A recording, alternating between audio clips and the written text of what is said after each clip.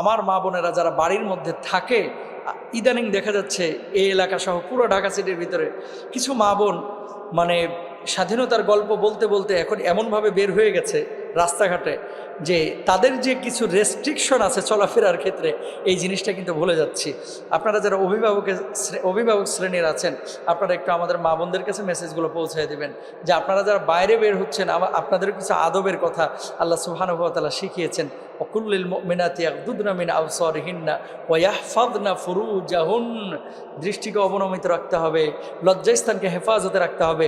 একজন মেয়ে যখন ঘর থেকে বের হবে, ইসলামী শরিয়ায় তার 5টা বিষয়ের দিকে খেয়াল রাখতে বলেছেন ইসলামী শরিয়া। অথচ এই 5টা বিষয় অহরহ এখন আপনার মেয়ে, আপনার বোন, আমার আশপাশের এই মা, খালারা, চাচিরা, আত্মীয় স্বজনরা, দেশবাসী, সমাজবাসী, এরা কিন্তু এগুলো করতেছে, এগুলো মোটেও খেয়াল করতেছে না।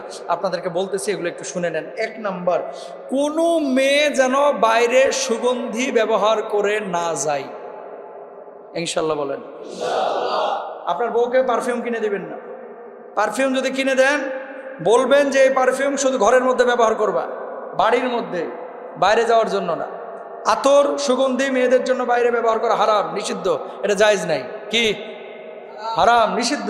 অথচ ইদানিং কিছু মা বোন এমন পারফিউম ব্যবহার করে রাস্তাঘাটে যাচ্ছে, ওই রিক্সা দিয়ে যদি 500 মিটার দূর দিয়ে যায় তাও যেন ঘেরান পাওয়া যায়, এরকম অবস্থা। অথচ এটা নিষেধ। এগুলো আলোচনা করবে না, এগুলো আলোচনার বিষয় না তো মানুষ।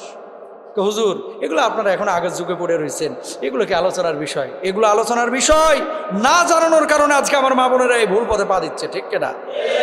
1 নম্বর, কোনো মা বোন যেন সুগন্ধি ব্যবহার করে বাইরে না যায়, এটা খেয়াল করবেন। 2 নম্বর, আওয়াজ হয় এরকম কোনো অলংকার ব্যবহার করা যাবে না। আওয়াজ কানে এত বড় ঝুমকা লাগাইছেন যেন একেবারে ধান সেদ্ধ করা পাতিল। কথা বুঝেন নাই? ধান সেদ্ধ করা পাতিল ছোট হয় না বড় হয়?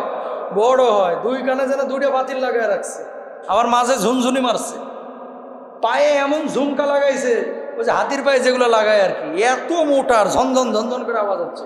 এই ধরনের কোনো আচরণ যেন না হয়, ইনশাল্লাহ বলেন।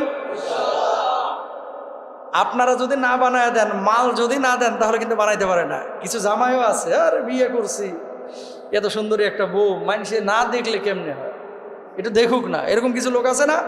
5 ওয়াক্ত নামাজ পড়ে না, কিন্তু 20 ওয়াক্ত প্রতিদিন 20 বার বউয়ের ছবি ফেসবুকে আপলোডও করে। আছে না নাই? যেন হের বউ একাই আছে, আর পৃথিবীর কারো বউটাও নাই। অতি উচ্চ বংশীয়, ওই যে গরুর মতো আর কি, এর বউটা অতি উচ্চ বংশীয় এবং অতি সুন্দর, এই জন্য ফেসবুকে দেয়।